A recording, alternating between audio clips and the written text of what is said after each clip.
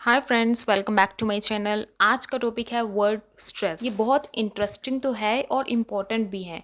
अगर आप अपनी स्पीच को, अपनी प्रोनाउंसिएशन को एफिशिएंट करना चाहते हो तो ये वीडियो आपके लिए बहुत इंफॉर्मेटिव है। लेकिन इस टॉपिक को करने से पहले आपको फोनेटिक ट्रांसक्रिप्शन और सिलेबल्स की नॉलेज होनी चाहिए। उसके लिए मैंने प्लेलिस्ट में ये सारी वीडियोस डाली हैं, उनको एक बार जरूर देखना है, तभी ये बहुत अच्छे से कर पाओगे। बिल्कुल सिंपल लैंग्वेज में अगर बात करें तो स्ट्रेस का मतलब है कि एक वर्ड में कुछ साउंड्स ऐसे होती हैं जो हम थोड़ी लॉन्ग, लाउड और हाई बोलते हैं। उस साउंड पे हम थोड़ी देर रुकते हैं, वो साउंड थोड़ी हाई जाएगी, मतलब ऊंची होती है। Important, to give extra force to a word और अ सिलेबल। एक सिलेबल पर एक्स्ट्रा फोर्स डालते हैं, थोड़ा दबाव डालते हैं उस सिलेबल पर।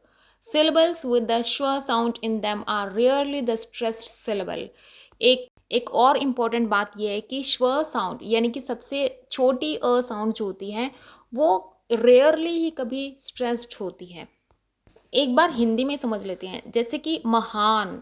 हम जब महान बोलते हैं तो हाँ को थोड़ा लाउड बोलते हैं। ऐसे ही वाहन, वाहन में वाह को थोड़ा लाउड बोलते हैं और थोड़ा उस पर रुकते हैं।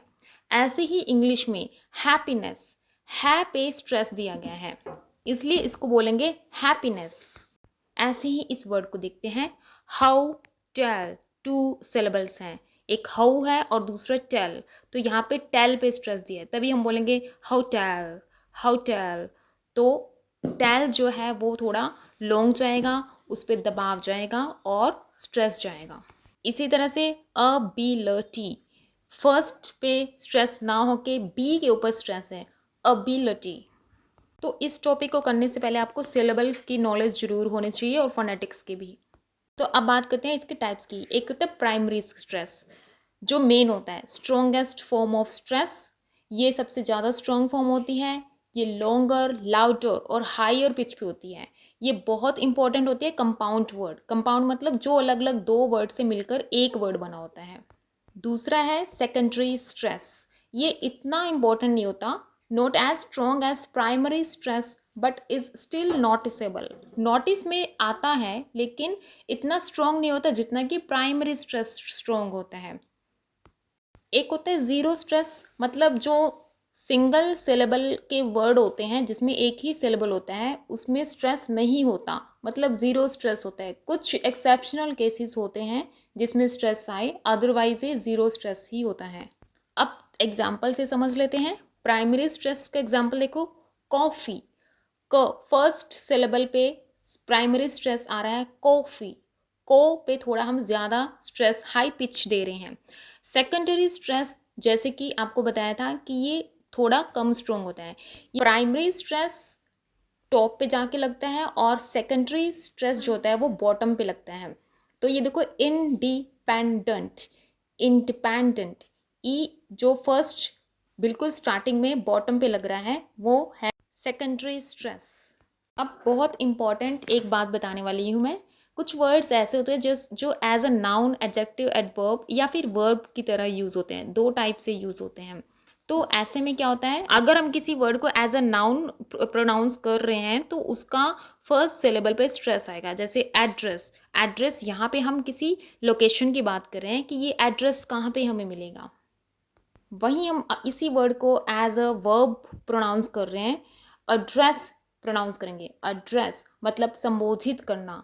Many women prefer to be addressed as miss rather than Mrs, मतलब कई औरतें अपने आप को मिसेस की बजाय मिस संबोधित करवाना पसंद करती हैं। ऐसे ही refill, refill as a noun अगर हम इस वर्ड को यूज़ कर रहे हैं, मतलब refill, I need a refill of this pen. इस पेन का रिफिल, अ न्यू और फ्रेश सप्लाई ऑफ समथिंग। किसी चीज़ कोई ख़त्म हो जाती है उसका रिफिल यूज़ करते हैं ना, तो यहाँ पे हम फर्स्ट ही सिलेबल पे स्ट्रेस देंगे, री के ऊपर स्ट्रेस दें, रिफिल। लेकिन अगर हम उसी वर्ड को एज अ वर्ब यूज़ कर रहे हैं तो स्ट्रेस जाएगा सेकेंड सिलेबल पर, यानी कि refill, refill. To fill something again, मतलब किसी चीज़ को दोबारा से भरना। Please refill my water bottle, please refill my water bottle.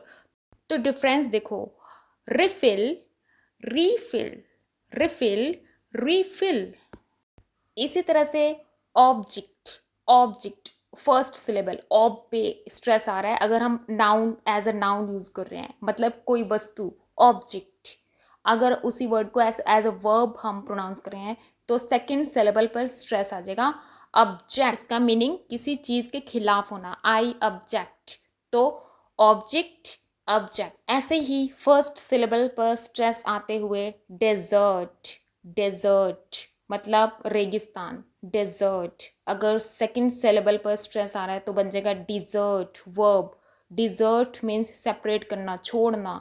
Dessert, she deserted him. एक और डिजर्ट होता है, उसमें डबल एस स्पेलिंग भी चेंज है उसकी, लेकिन प्रोनाउंसिएशन सेम वर्ब वाले डिजर्ट की है। डिजर्ट मिठाई, मीठी चीज़ कोई, स्वीट डिश। तो डिफरेंस देखो, डेजर्ट, डिजर्ट, डेजर्ट रेगिस्तान, डिजर्ट। अगर आपको मेरी वीडियो हेल्पफुल लगी तो मेरे चैनल को सब्सक्राइब, लाइक और शेयर जरूर करना। Thanks for watching.